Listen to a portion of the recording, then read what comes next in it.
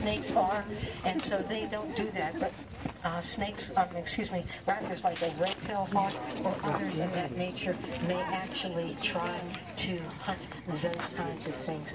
So you can see bugs, beetles, lizards, small birds, rodents, rock squirrels, various things like that. And oftentimes even during demos, some of it lives here in this particular portion of the Sonoran Desert. Now, if you look out here, their arms in the saguaros, oftentimes they'll make nests in the arms of the saguaros. They may be in very tall trees. In the city, there's lots of trees and places for them to be able to actually nest and hunt. And I see we have 2 members moving in right now, and these are members of the Harris's Hawk. Whoa. I see a 3rd member just landed on the saguaro way out there. One's really out here, and one is here behind him. The word H-A-R-R-I-S. Oh, one's right here. Look, some of you are behind us.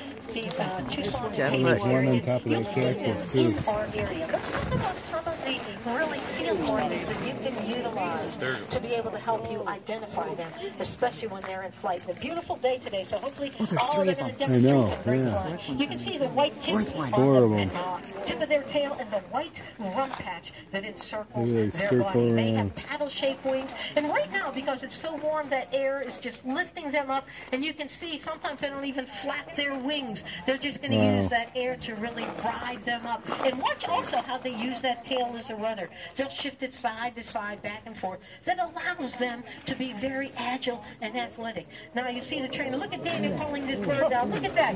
Wow! Look how they are able to pull their wings in, but be very aerodynamic. Take a really good look at them now and see those markings. Wow, look at that.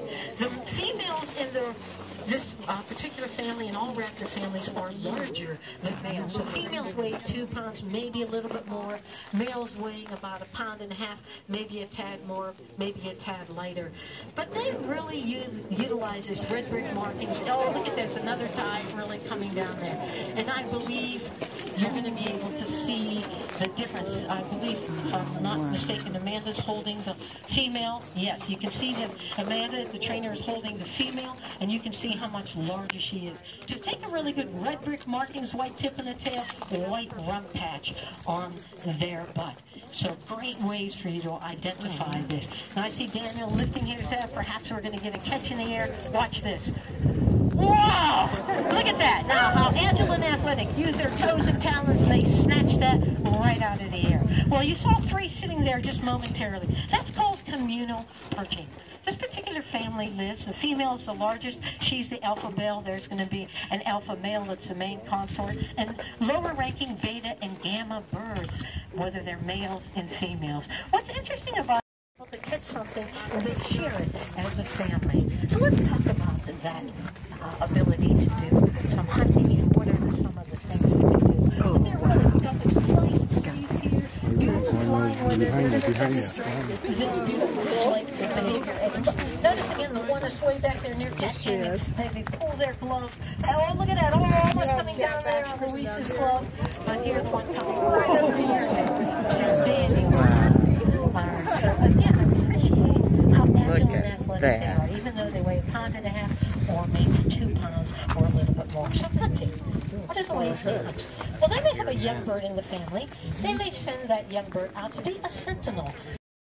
And they can really resonate on it, and they all went down in tandem. Now, normally, whenever they catch something, they usually get up off of the ground and get up on top of a saguaro or somewhere. And actually, I see one of our species going right up there. I see it looks like a quail wing right there. Maybe see some feathers plucking there. There you go. You see some feathers plucking. And this is normally what they do because when they're on the ground, they're vulnerable. Usually, they'll elevate themselves to an area.